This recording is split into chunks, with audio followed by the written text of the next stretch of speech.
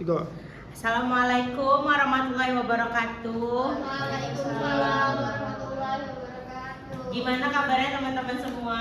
Alhamdulillah. Alhamdulillah. Oke, ini pertemuan kedua akuntansi UMKM.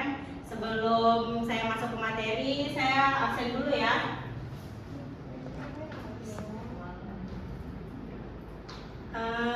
Sufmira hadir. Oke.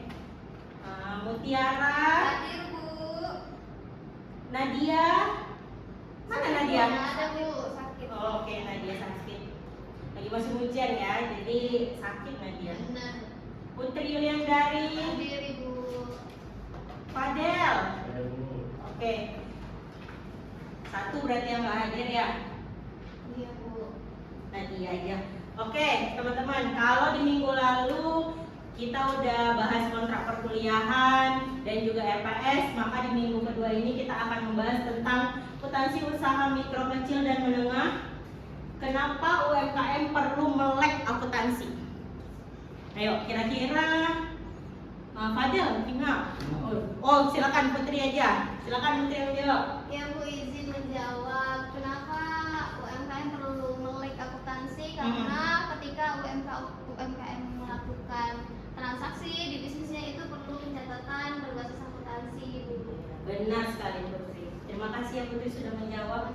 Oke, jadi sebelum kita masuk ke akuntansi itu sulit apa tidak, kita harus mengetahui dulu kira-kira kriteria UMKM itu berdasarkan aset dan omset. Jika dia usaha mikro, maka dia asetnya itu minimal 50 juta. Omsetnya itu maksimal itu 300 juta. Sedangkan usaha kecil itu asetnya itu antara 50 juta hingga 500 juta. Sedangkan omsetnya itu 300 juta hingga 2,5 miliar. Sedangkan usaha menengah itu asetnya 500 juta hingga 10 miliar, omsetnya 2,5 miliar hingga 50 miliar. Usaha besar itu asetnya di atas 10 miliar, sedangkan omsetnya itu lebih dari 50 miliar. Akuntansi itu sulit. Itu mitos sama fakta? Fakta. Iya, Mbak Mutiara. Kira-kira kenapa tuh akuntansi sulit, Mbak Mutiara? Susah ngitungnya, Bu. Iya. Lumayan sulit kalau untuk orang awam ya. Makanya itu dia tugasnya kita, gimana menghadirkan, memberitahu kepada UMKM itu bahwa akuntansi itu sebenarnya nggak sulit loh Bapak Ibu gitu. Jadi mitosnya tuh akuntansi itu rumit hanya untuk perusahaan besar aja. Faktanya akuntansi itu untuk UMKM itu bisa dimulai dari hal yang paling sederhana, pencatatan keuangannya. Apa itu akuntansi untuk UMKM?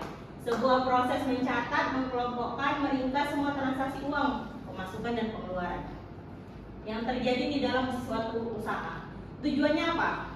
Jelas ya, yang pertama untuk mengetahui usaha kita tuh untung apa rugi. Kita kan kalau mau buat usaha, kita udah punya usaha, kita jualan, kita kan harus tahu tuh kira-kira kita untung apa rugi. Kalau misalnya rugi, ya ngapain kita lanjutin kan perusahaannya. Terus mengontrol arus kas, kita harus tahu kemana saja uang kita masuk dan keluar. Lalu mengambil keputusan kapan kita harus memesan barang-barang untuk produksi kita nanti. Dan yang keempat itu akses permodalan. Jadi tujuan dalam akuntansi UMKM ini ketika kita ingin meminjam uang kepada bank, bank itu kan pasti minta laporan keuangan, ya kan? Tujuannya apa? Bank itu akan menganalisis nih usaha kita ini sehat apa enggak. Kalau misalnya ternyata usaha kita di laporan keuangannya lebih banyak ruginya daripada untungnya, berarti otomatis usaha kita nggak sehat kan? Otomatis bank tidak akan mau meminjamkan uangnya kepada kita. Iya, bisa jadi biar sehat ya di opname ya, makanya itu dia. Jadi kalau nggak sehat di opnem, biar sehat di infus ya, Fadel. Fondasi utama, pisahkan uang pribadi dan uang usaha. Ini adalah kesalahan paling umum dan langkah pertama krusial dalam akuntansi UMKM. Jadi biasanya di dalam usaha itu orang-orang suka nyampurkan uang antara pribadi dengan uang usaha. Itu dia. Kenapa harus dipisah? Karena harus ada kejelasan profit. Sulit mengetahui laba bersih jika pengeluaran pribadi tercampur dengan biaya operasional. Jadi kalau misalnya kita mau ngambil uang di keuangan di perusahaan kita, kita harus menjurnalnya atau yang minimal kita catatlah sebagai private, ya.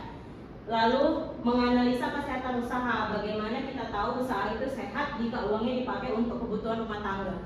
Jadi kalau misalnya mau belanja, oh ambil aja lah dulu uangnya bentar, nanti diganti. Dan pada akhirnya mungkin bisa jadi lupa mengganti.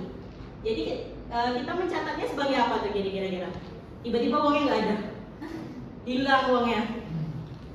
Tuh, jadi kita harus mencatat supaya lebih jelas uangnya tuh kemana. Terus profesionalisme menunjukkan keseriusan dalam mengelola bisnis.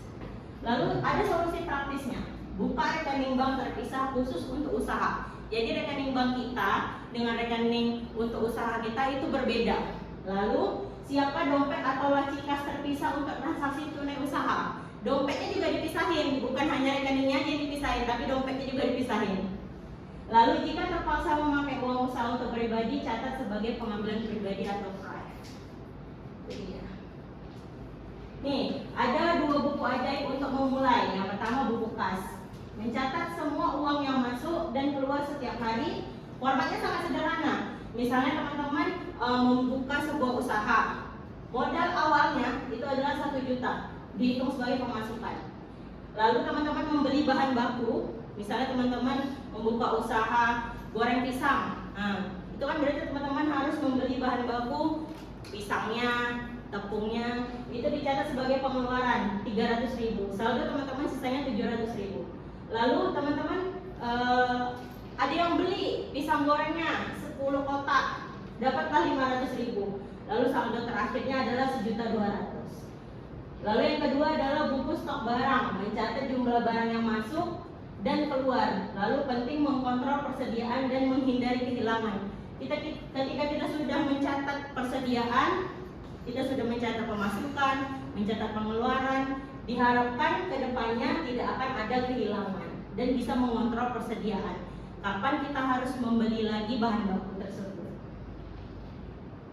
Ringkasan dan langkah selanjutnya. Jadi 3 hal yang harus diingat dari pertemuan hari ini. Itu yang pertama adalah akuntansi UMKM itu sangat penting dan praktis untuk pertumbuhan usaha. Yang kedua, langkah pertama pisahkan keuangan pribadi dan usaha. Dan yang ketiga, mulai disiplin dengan mencatat buku kas dan buku stok. Sampai di sini ada pertanyaan kira-kira teman-teman? Cukup jelas? Cukup jelas. Oke, ini udah sore ya, jadi agak ngantuk ya teman-teman ya. Oke, kalau misalnya udah cukup jelas, maka di pertemuan selanjutnya kita akan mengenal laporan keuangan sederhana, yaitu laporan laba rugi untuk UMKM. Kalau tidak ada lagi yang mau ditanyakan, saya tutup ya teman-teman ya. Saya tutup. Semoga teman-teman semua sehat selalu. Pakai pantun, aduh, nanti ya minggu depan ya kita buat pantunnya ya. Sampai ketemu minggu depan, mudah-mudahan kita semua sehat selalu. Jangan lupa untuk mengisi absensi di SIPA nanti ya. Assalamualaikum warahmatullahi wabarakatuh. Selamat sore. Sore.